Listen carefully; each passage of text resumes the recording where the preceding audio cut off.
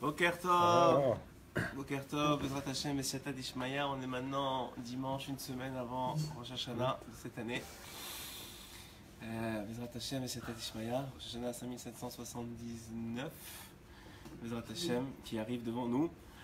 Donc on va reprendre Bezrat Hashem des éléments qu'on a vus ce Shabbat aussi, pour ceux qui étaient présents, mais évidemment sur Internet la plupart n'étaient pas présents, donc on va reprendre des éléments qui sont à mon sens fondamentaux pour essayer de maximiser les chances qu'on a de passer une bonne année Bezrat Hashem l'année prochaine. Et donc on va essayer B'Siata Dishmaya de reprendre ces éléments-là, de voir exactement en vérité ce que je veux faire avec vous. C'est qu'il reste une semaine pour avancer vers le jour du jugement, le Yom Hadin.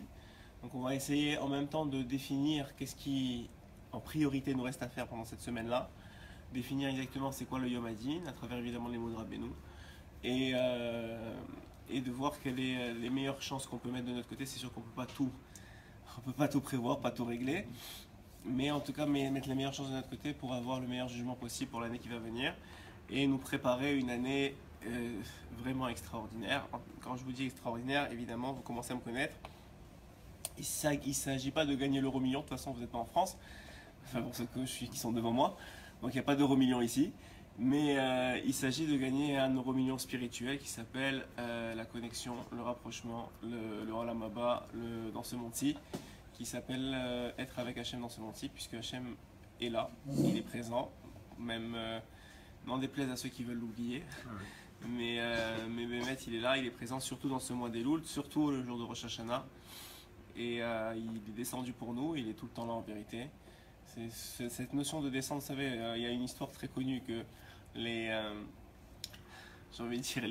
professeurs au GAN, ils racontent aux enfants, ils leur disent, tu sais, comment c'est la relation avec Hachem. C'est comme un enfant qui est là dans une île déserte et il y a un homme qui le trouve et il lui dit qu'est-ce qu'il le trouve en train de faire quoi? En train de faire comme ça là, de bouger la main, de saluer au loin. Il lui dit ça y est, lui il est devenu fou, j'ai retrouvé un fou, c'est fini. Alors il lui dit qu'est-ce que tu fais? Il lui dit regarde, tu vois le bateau là-bas, là-bas, je suis en train de lui dire qu'on est là. Alors il dit ok, mais il va pas te voir, il est à des kilomètres, c'est impossible qu'il te voie. Et il dit mais non, tu vas voir, il va me voir. Et là il dit bon c'est bon, on en a perdu un. Et il le laisse comme ça, il le laisse de côté. Et puis là il commence à se retourner vers le bateau. Et il voit que le bateau, il fait demi-tour et il vient vers le rivage, il avance vers le rivage. Et il sonne tout comme ça. Et il n'y croit pas ses yeux, il dit mais c'est pas possible, il était à des kilomètres, comment il a pu le voir faire comme ça?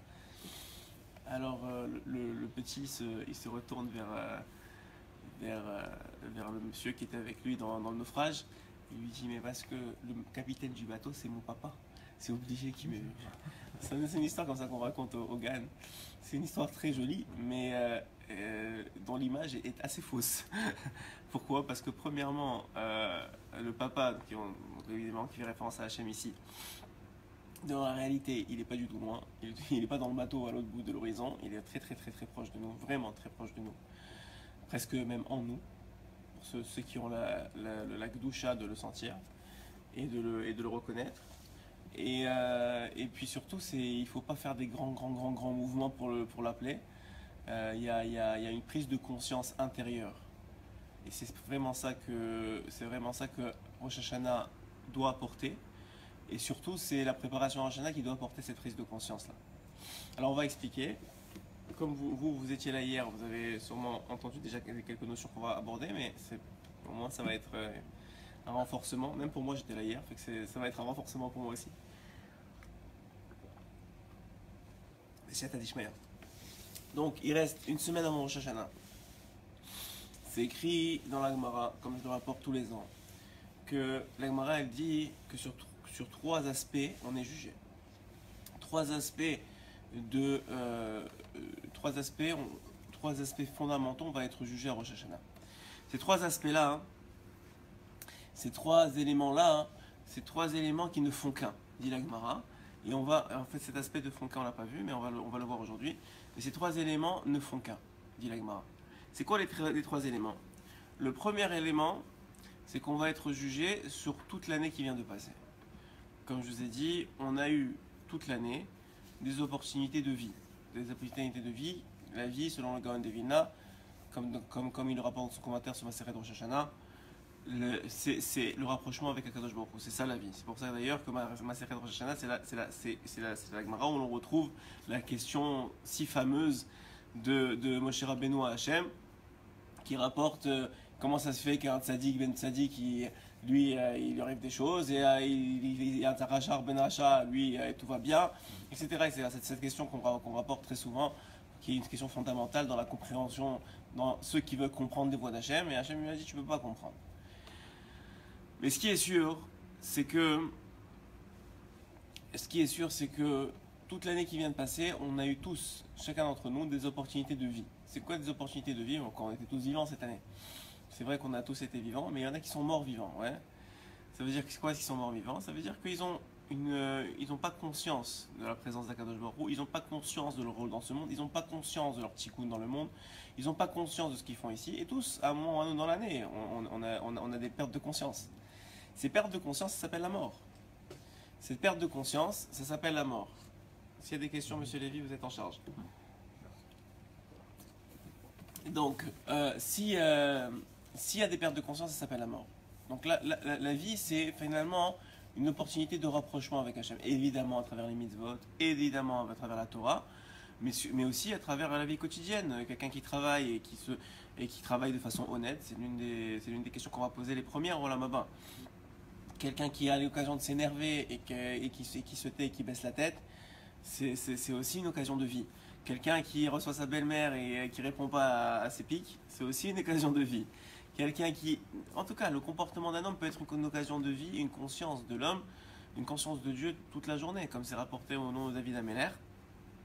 David Améler qui a demandé à Hachem quand est-ce que je vais mourir. Il dit je peux pas te dire, ça ne dit pas. Il m'a dit ok, quel jour? Il m'a dit ok, quel jour? Shabbat. Il lui dit Shabbat. Ok.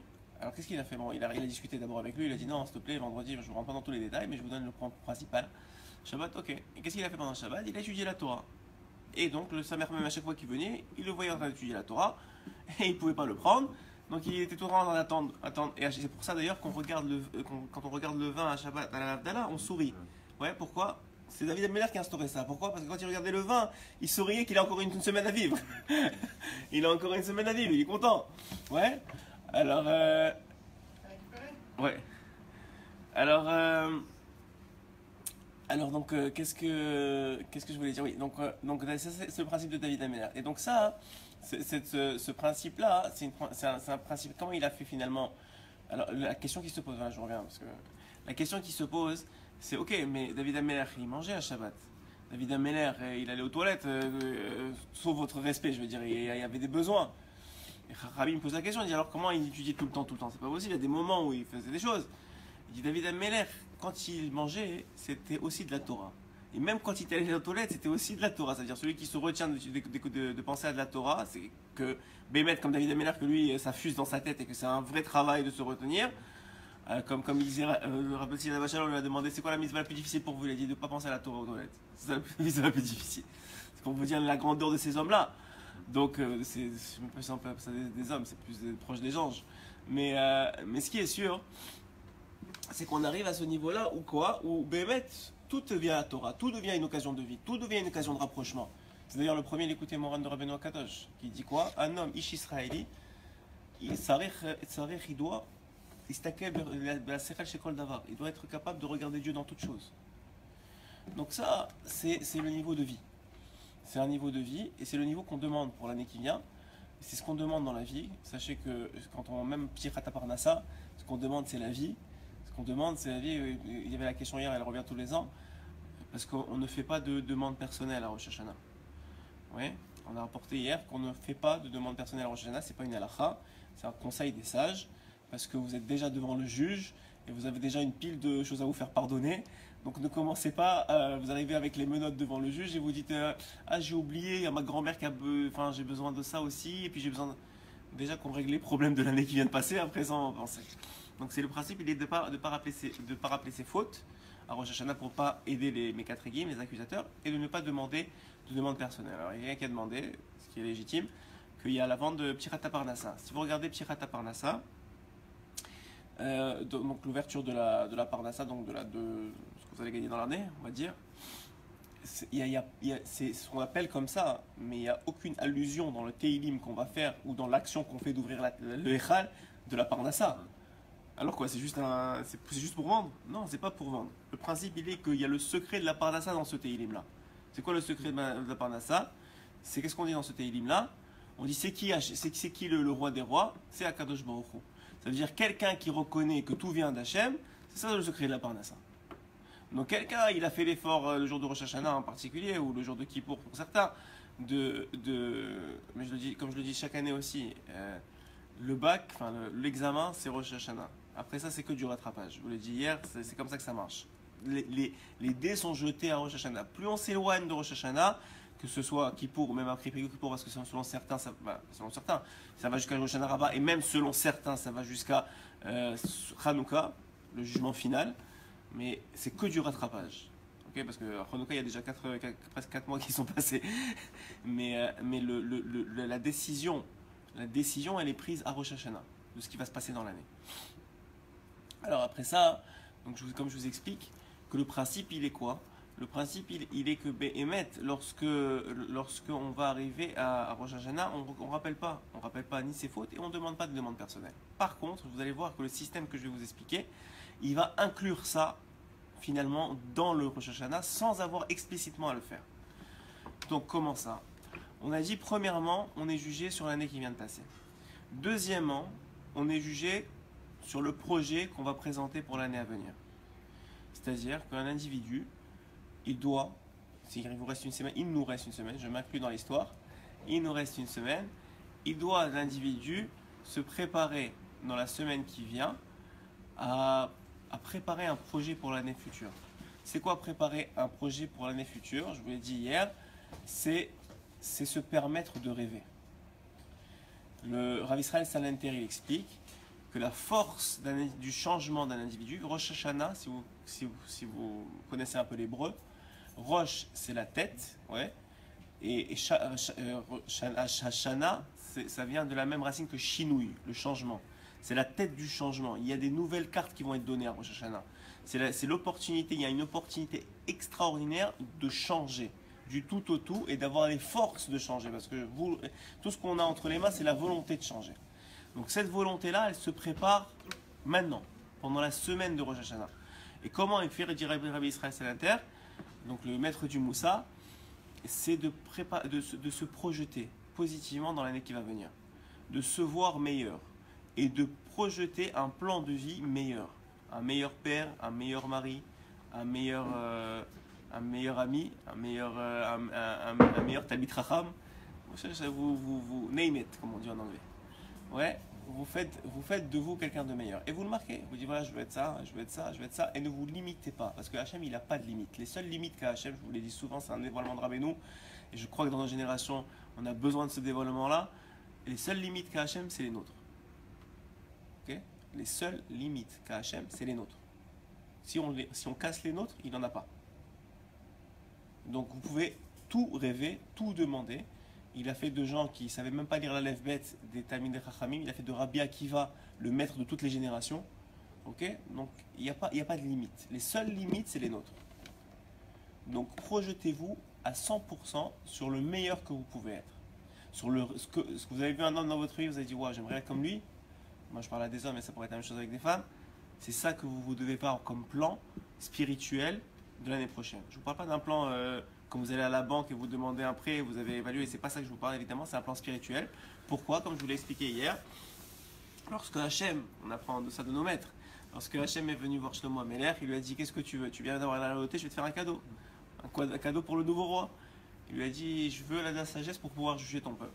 Il a dit si c'est comme ça, je suis obligé de tout te donner. Oui, pourquoi? Simplement, parce que quand tu demandes la sagesse, ça veut dire la connaissance d'Hachem, ça veut dire le rapprochement avec Kadosh Baruch Hu. Qu'est-ce qu'il te dit Hachem? Si tu veux te rapprocher de moi, bah, tu as besoin de faire des mitzvot. Si tu as besoin de faire des mitzvot, tu as besoin de la parnassa. Si tu veux te rapprocher de moi, il faut que tu étudies la Torah. Si tu veux toi étudier la Torah, il faut que tu aies de la chorma. Si tu as besoin de te rapprocher de moi, il faut que tu aies du temps pour faire Idbo des doutes. Si tu as besoin du temps, il faut que ta femme te laisse tranquille, il faut que tes enfants ils t'écoutent. Tout ça, ça fait partie du rapprochement. Donc tout vient avec. Maintenant, ça c'est le projet. Troisième élément, on va essayer d'aller quand même assez vite pour que vous ayez juste les éléments principaux pour préparer cette nouvelle année, ou en tout cas Rosh Hashanah en tout cas. Troisième élément, on l'apprend de la paracha du premier jour de Rosh Hashanah, c'est la paracha de Ishmaël. Tous les Chachamim posent la question et demandent comment ça se fait qu'on rappelle Ishmaël le 12 jours de Rosh Hashanah. Je veux dire, il y a beaucoup de choses à dire dans la Torah. Et Chachamim nous apprennent que donc la paracha d'Ishmaël qui rappelle le fait que Sarah a dit à Abraham de renvoyer Ishmaël, que Abraham, sous l'égide d'Hachem, puisqu'il lui a dit écoute ta femme, il a renvoyé Ishmaël et Agar, merci beaucoup. Et Agar, sa mère, elle a laissé de côté, elle a laissé, parce qu'elle a dit ça y est, il va mourir, je ne veux pas qu'il meure devant mes yeux. Donc elle a laissé de côté. Ishmaël a commencé à pleurer, les pleurs sont montés devant Hachem, je vous fais très vite parce que c'est normalement un métrage que vous connaissez. Les pleurs sont montés devant Hachem. À ce moment-là, Michaël et Gabriel, les anges d'Israël, sont venus devant Hachem. On dit mais regarde ce que les enfants de cet homme-là vont faire à ton peuple, à tes enfants, à toi. Et qu'est-ce qu'il répond à Hachem? C'était le jour de Rosh Hashanah. Il répond à Hachem, aujourd'hui, il mérite d'être sauvé. Ses pleurs sont sincères, il mérite d'être sauvé, je le sauve. Qu'est-ce que vont faire ces enfants? Ça fait partie j'ai envie de dire, du plan du monde, du programme du monde. Et ça ne détermine pas le sauvetage de cet homme-là aujourd'hui. Ok? De là, après Chachamim, c'est la raison pour laquelle on rappelle le premier jour de Rosh Hashanah, qui est le jour du din le plus dur des 2 jours, puisque c'est un long jour Rosh Hashanah, comme nous dit au Zohar Kadosh, 2 jours qui font un jour. Donc c'est le jour du din. Et le jour du din, qu'est-ce qu'on fait? Le jour du din, on va se faire juger. Et comme il s'est fait juger Ishmaël, qui s'est fait juger sur le moment, pas sur toutes les fautes qu'il a faites, puisqu'on sait très bien qu'il a fait des fautes, puisqu'il s'est fait renvoyer pas pour rien, il s'est fait renvoyer parce que il attaquait Yitzhak, qui se moquait de lui, etc. Donc il avait des fautes sur lui, c'est sûr.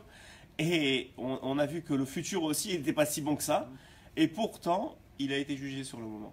De là, on apprend que le jour de Rabbi nous dit que le jour de Rosh Hashanah, c'est le jour où il faut être le meilleur homme qu'on n'a jamais été et qu'on ne sera jamais. Tous les Rosh Hashanah, c'est comme ça.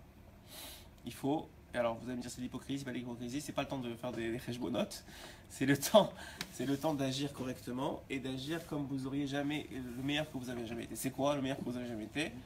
C'est d'avoir le sourire aux lèvres. Tout Rosh Hashanah, vous le mettez sur vos lèvres à partir de la rentrée de Rosh Hashanah, à partir de Achot Ketana jusqu'à la Havdalah de mardi soir. Vous avez un jugement positif sur tout ce que vous voyez et en particulier sur vous-même. Sur tout ce que vous voyez, vous forcez, et ça commence maintenant parce que sinon ça devient plus une habitude. Vous avez une semaine pour vous forcer à ne juger positivement tout. Vous trouvez des circonstances atténuantes, ce que vous voulez. Pourquoi? Parce que le Baal Shem Tov nous dit, je vous l'ai déjà dit ça, je pense vendredi, que comme vous allez juger l'autre, vous-même et Hachem, donc la situation c'est Hachem, comme ça vous allez être jugé. Donc et je viens de vous dire que tout dépend de Rosh Hashanah, alors en vérité, c'est au jour de Rosh Hashanah comment vous allez juger, c'est ça qui va déterminer. Maintenant, tous ces 3 éléments-là, je vous ai dit au début du shiur qu'ils font qu'un. Ouais, ça je vous ai pas dit ça hier. Pourquoi ils font qu'un? Parce qu'en vérité, on a dit que quoi? Que première étape, sur tout ce qui vient de passer dans l'année, sur les occasions de vie. Ok? Comment on fait pour régler, pour mettre on va dire ce tiers du jugement de notre côté? Ça, c'est le conseil à faire absolument, Bezrat Hashem, je le dis à moi-même, avant Rosh Hashanah. On fait ce qu'on appelle, ce que Rabbi nous rappelle dans le côté Moran Dalet, on fait ce qu'on appelle Vidou Idvarim. Vidou Idvarim, on le fait de toute façon, de façon générale. Moi, je prends celui du Hida, mais il y en a plusieurs qui existent, qui sont déjà préparés. On avoue, c'est l'aveu des fautes. Pourquoi on fait l'aveu des fautes? Tout simplement pour que on prouve à Hachem que lorsque les Mekatreim vont dire ces mêmes fautes-là, parce que rien ne passera sous la table, comme je l'ai dit, rien ne sera oublié, ni même une pensée, ni même un hirour, ni même rien ne sera oublié le jour de Rosh Hashanah. tout est marqué. Tout est d'abord, tout est rappelé par les mégatrégim qui ont été créés par les mauvaises pensées, pas les vôtres, mais par les mauvaises pensées, par les mauvaises paroles, par les mauvais sentiments, par tout crée quelque chose. Donc c'est ce quelque chose-là, cette entité-là, elle vient rappeler les fautes au jour de Rosh Hashanah. Donc la façon de bypasser ce système-là et de les faire taire, de leur mettre une sorte de scotch sur la bouche, c'est d'avoir avoué ses fautes avant au Boré Olam. En faisant cet aveu-là, finalement, ils n'ont plus rien à dire parce que tout a déjà été dit. Donc Hachem, évidemment, si vous faites ce travail-là, il aura une réponse claire à donner. Il aura une réponse claire à donner aux Mekatrégim, pour les faire taire. Ça, c'est la première chose. Donc là, l'individu doit trouver du temps cette semaine pour rappeler ses fautes à Hachem, lui dire voilà, j'ai fait ça. Comme dit l'Agmara, c'est un Ruach Shtut. Peut-être que je suis encore en pris de cette Ruach Shtut, mais au moins j'ai la lucidité de comprendre que c'est toi qui mènes le monde et de t'avouer ce que j'ai fait. C'est une grande lucidité, c'est une grande force.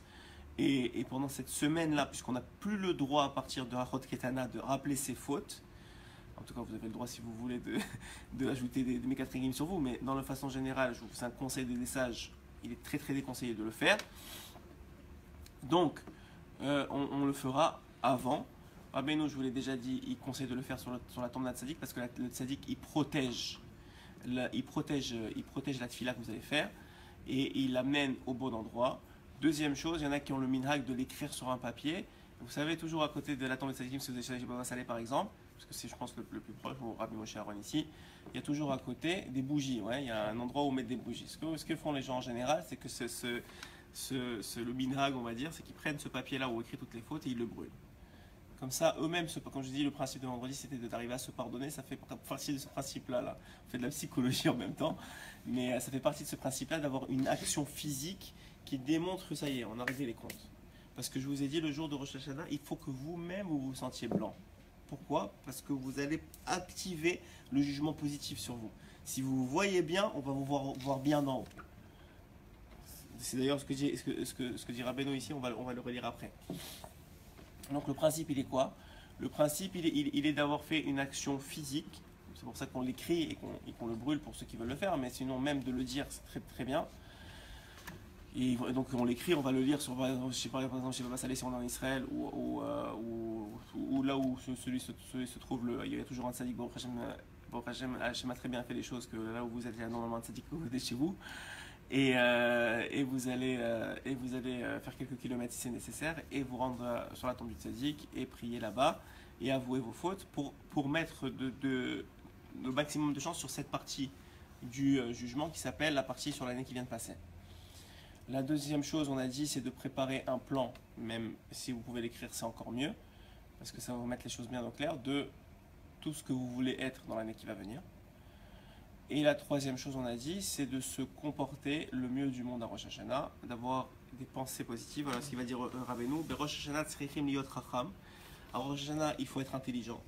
Sheyishmor mershavto vesheyarshov rak marshavot tovot. Qu'un individu fait attention à ses pensées et qu'il ne pense qu'à des choses bonnes. Sheyetiv Hashem idbar imanu, afin que Hashem réside avec nous. Veiten lanu shana tova, il nous donne une bonne année. Utzrichim liot sameach berosh Hashanah, et il est nécessaire d'être heureux à Rosh Hashanah. Et pourquoi? Alors je vous l'ai dit, on s'habille, il y en a beaucoup qui ont le minhag de s'habiller en blanc à Rosh Hashanah. Alors vous allez me dire, mais vous arrivez au jour du jugement et vous arrivez tout beau, tout bien craquant. Normalement vous deviez faire inciter un peu de pitié, genre ouais regardez, j'ai rien, j'ai pas d'habit, sauvez-moi, je vous en supplie. C'est pas comme ça. Avec Hachem c'est pas comme ça parce qu'on peut pas faker avec Hachem. Tu peux faire ça devant un juge normal, t'as une Porsche qui t'attend dehors, mais en vérité tu viens avec des habits juste pour pas qu'ils te mettent un trop gros. Mais c'est pas comme ça avec Hachem. Hachem c'est la vérité, il n'y a pas de système. Viens ici, il y a une Porsche dehors, viens avec des habits de la Porsche, c'est pas un problème. Mais c'est plus que ça. Pourquoi on s'habille en blanc? C'est parce que c'est une démonstration que vous avez confiance dans le juge. Que le juge, il n'est pas là pour vous punir, il est là justement pour vous faire grandir. Et vous avez confiance dans le jugement positif que le juge va faire. Si vous avez fait le travail d'avouer vos fautes, de les brûler, si vous avez fait le travail de dire pardon, c'est fini. Il y a pas, Hachem, il ne veut pas autre chose. Donc arrêtez de vous faire avoir par le Yetzirah. Le Yetzirah, tout ce qu'il veut, c'est que vous pensiez que vous êtes quelqu'un de pas bien pour recommencer la même année, les mêmes erreurs l'année prochaine. Donc le principe, il est de se voir positivement, comme il dit ici, d'être heureux, d'être sa meilleure. De quoi?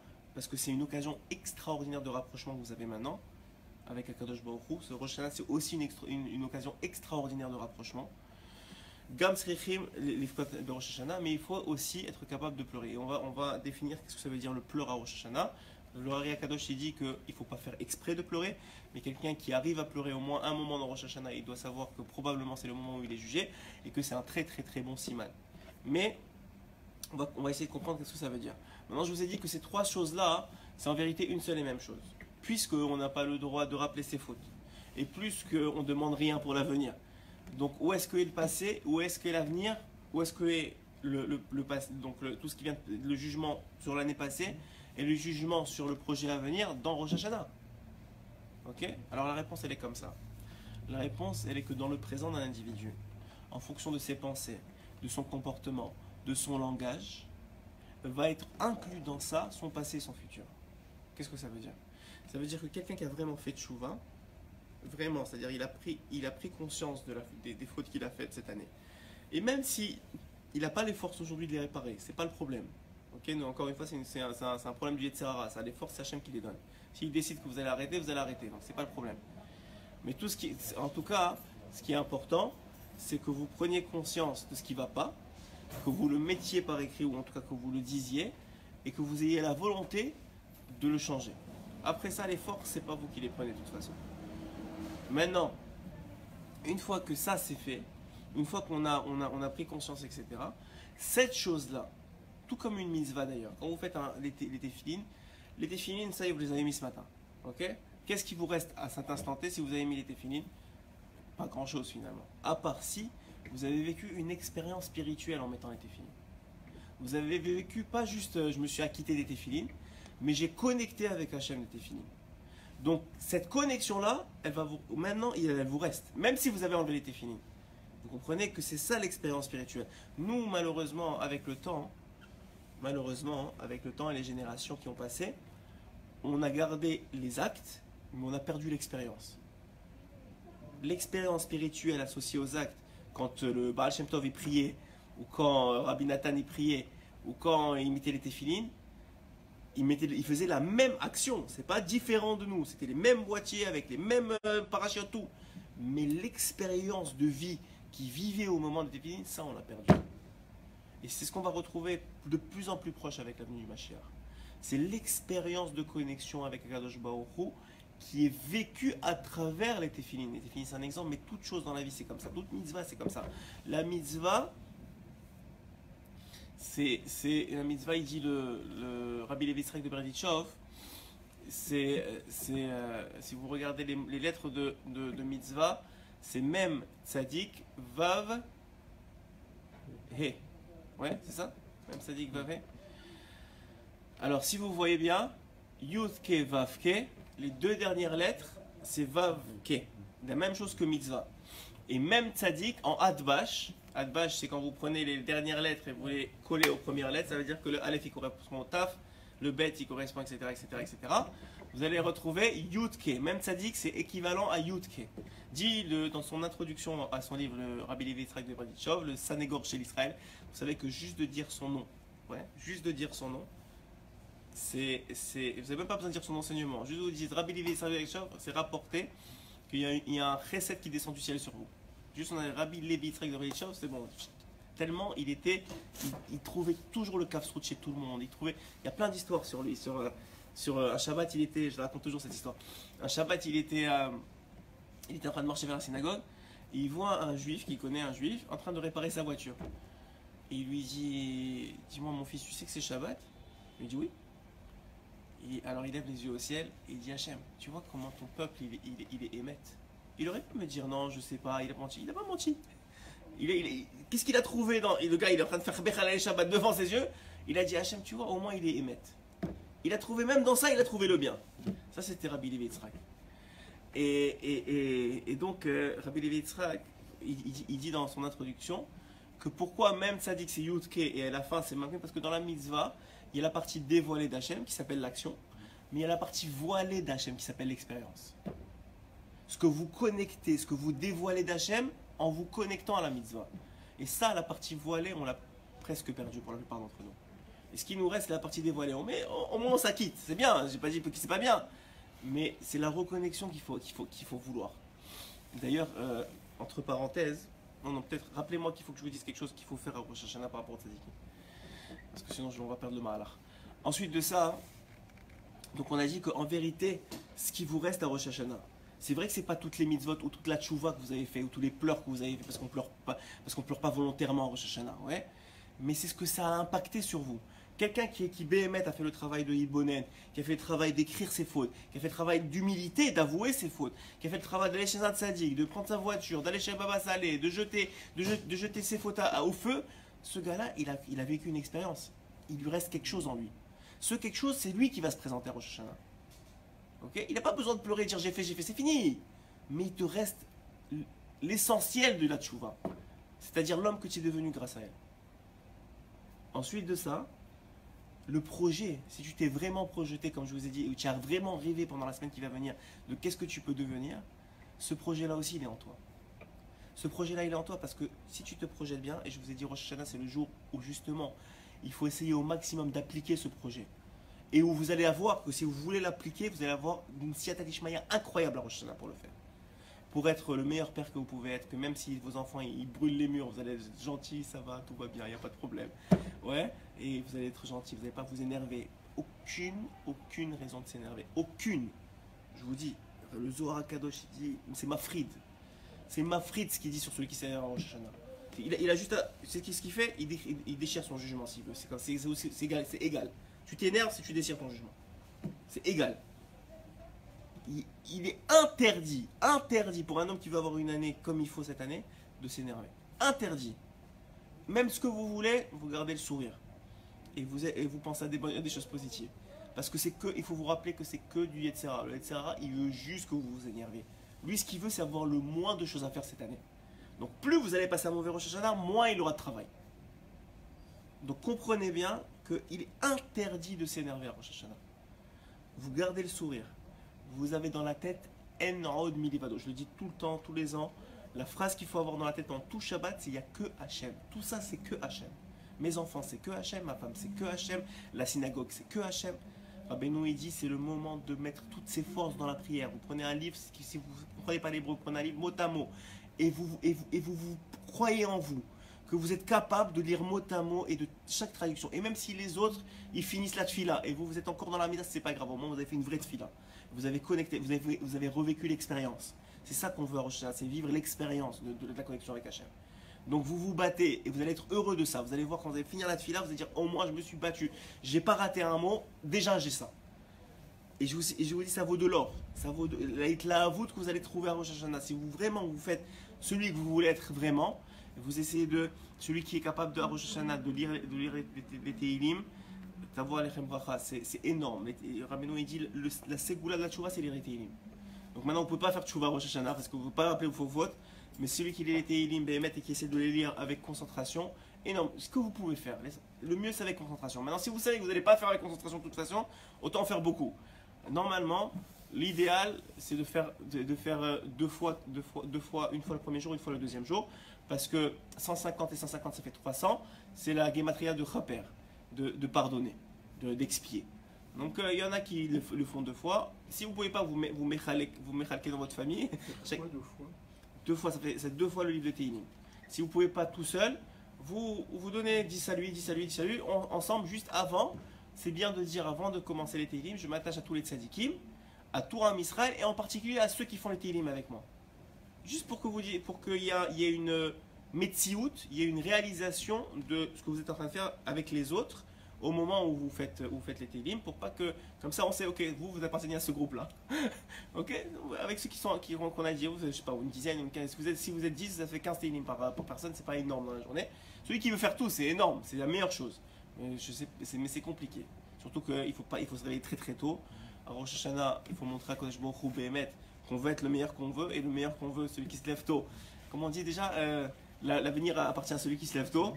Donc Rosh Hashanah c'est le jour, et je parle à moi-même, je prie Hachem que de me réveiller tôt, de prier à Netz, c'est le moment de Rachamim. C'est même le jour d'être réveillé avant Netz et de faire un peu d'Idbout avant. Pas des bodédoutes de rappeler ses fautes, pas des bodédoutes de demander rien du tout, juste des bodédoutes d'avoir une connexion, de kiffer. Je sais pas, ce que ça sort, mais je vous dis pas quoi faire, c'est pas calculé, mais avoir quelques mots avec Hachem avant la tfila. Si vous marchez vers la tfila, d'avoir quelques mots avec lui. Encore quand il fait encore presque nuit, puisque net c'est le lever du jour. De prier à net, c'est extrêmement important d'avoir juste d'écouter le chauffard, le son. Arrêtez d'essayer de faire des tarboulottes et des chokhmot et on vous a dit ce qu'on vous a pas dit. Juste écoutez. Arrêtez-vous et écoutez. Écoutez Hachem. C'est le son d'Hachem. Je vous ai dit, le chauffard, c'est le son qu'on a eu, c'est le souffle d'Hachem qu'on a eu à Rosh Hashanah qui revient tous les ans. Et qui revient aussi, et qu'on a eu aussi à Matan Torah. Donc juste écoutez. Écoutez et imprégnez-vous de la conscience que Hachem il est là. Si vous avez une seule chose à prendre de Rosh Hashanah, c'est une conscience d'Hachem. Donc là, ensuite de ça, comme je disais que je devais vous rappeler, que le jour de Rosh Hashanah, il est extrêmement important de ne rien dire. Il y en a qui font Tarani Dibour, c'est-à-dire ils disent rien du tout. Ok, les tzadikim, que ce soit Baba Saleh ou d'autres, ils faisaient Tarani Dibour. Ils faisaient prière, Torah et Teilim. C'est tout ce qu'ils faisaient à Rosh Hashanah. Il n'y avait pas un mot qui sortait. Maintenant, vous êtes en famille et si vous ne parlez pas, ça va créer des animosités. Si c'est le cas, alors vous allez parler, mais faites extrêmement attention de ne parler de personne, de aucun juif. Même en bien, vous ne parlez pas. Parce qu'il y a quelqu'un qui va toujours dire un truc, ouais, mais non. Ok, surtout s'ils ne sont pas très dans la Torah. Il y a toujours quelqu'un qui va dire, ouais, mais je l'ai vu faire ça. Ne parlez pas de personne. Personne, je ne veux pas parler de personne. À part des tzadikim. Cette semaine, c'est le temps de préparer des tzipporot de tzadikim, des histoires de tzadikim que vous allez pouvoir raconter à table. Deux raisons pour lesquelles on fait ça. Un, parce que quand on dit le nom d'un tzadik, sa bracha, son shefa, il vient comme je l'ai dit pour le Rabbi Levi Yitzhak, il descend sur nous. Et la deuxième chose, c'est que c'est rapporté quand on dit un enseignement d'un tzadik. Ses lèvres bougent dans la tombe. Et aussi, Rabbeinu il dit que les sipurei tzadikim, ça donne énormément de émouna et de force à l'homme. Et en plus de plein de ségoula. Alors, il est très bon de rapporter des sipurei tzadikim à table. Il y a, juste avant les soirs en tout cas, avant le Seder, il y a pour ceux qui ont le livre Avodat Hashem, dans beaucoup de livres c'est comme ça, il y a toute une akdama, il y a toute une préparation qui douche avec plein de noms de tzadikim qui sont dits. Si vous êtes en petit comité avec vos femmes et vos enfants, il n'y a pas tellement de monde, et que vous savez que votre femme elle vous connaît, que vous avez parlé avec elle avant et qu'elle est d'accord, alors vous le ferez. Ça vaut vraiment la peine. Si vous savez que ça va faire des problèmes et des histoires, alors vous ferez en cachette ou tranquillement après le repas ou pendant le repas quand les gens y parlent, vous pouvez faire ça. En tout cas, mais c'est très bon de le faire parce que ça rappelle d'abord, vous rappelez énormément de brachot. D'ailleurs, tout le principe de Rosh Hashanah, comme je vous ai dit, c'est d'être joyeux, de penser bien et même d'avoir des simanim. Pourquoi on mange les dattes? Pourquoi on mange le miel? Pourquoi on mange pas les pois chiches? Parce que ça s'appelle le chet, ça rappelle même le mot, il rappelle la faute. Pourquoi?